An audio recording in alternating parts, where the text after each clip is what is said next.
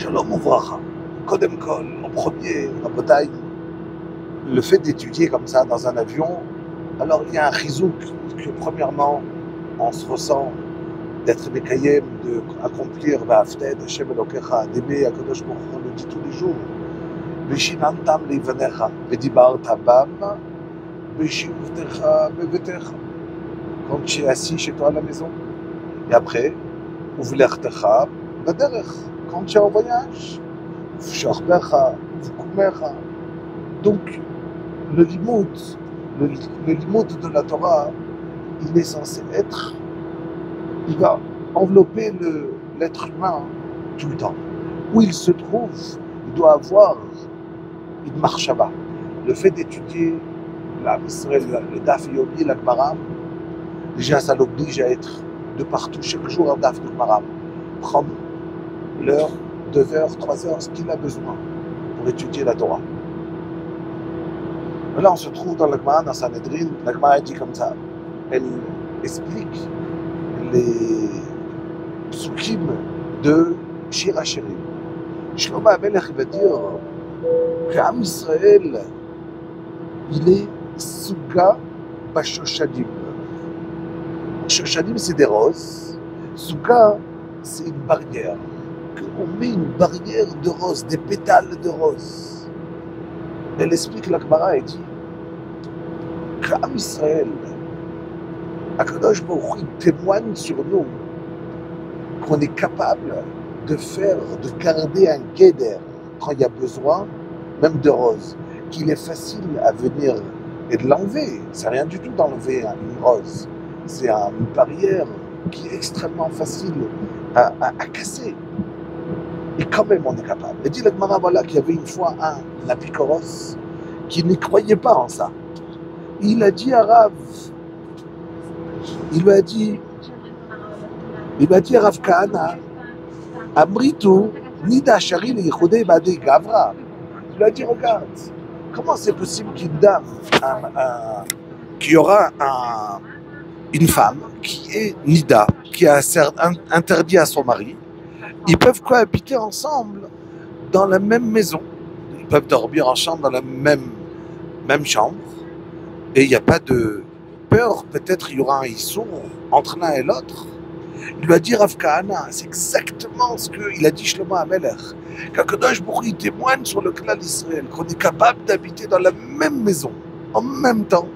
Et il y a un guéder de pétales de rose, ça prouve l'amour dans un couple d'un côté, et en même temps, on va être capable de garder nos avérotes, de ne pas faire de avérotes.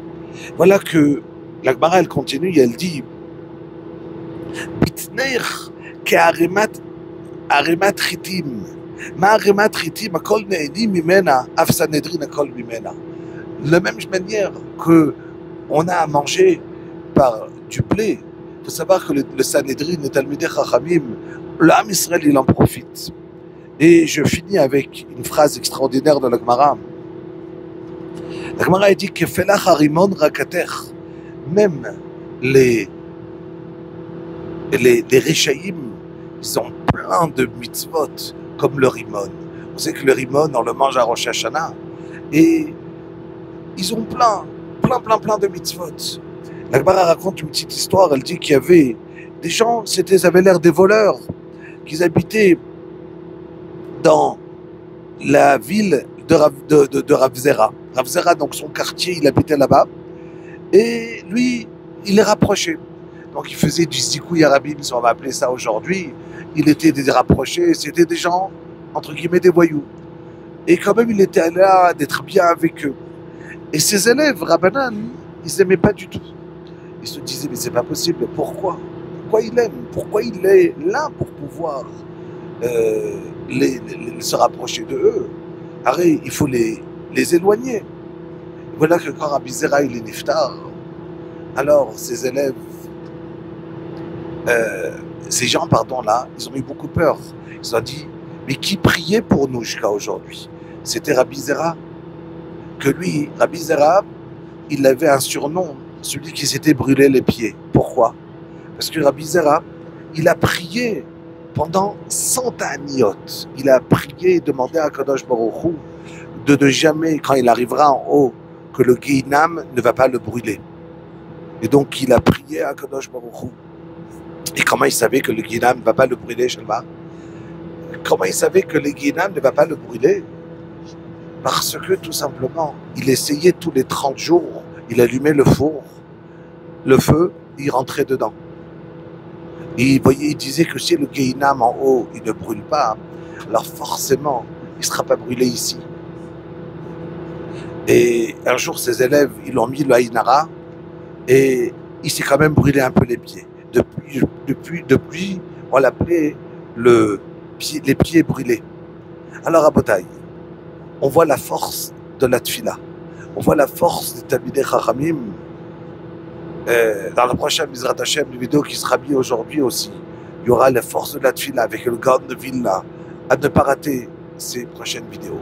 Kol Tuv et Bsorot Tovot Lekulam.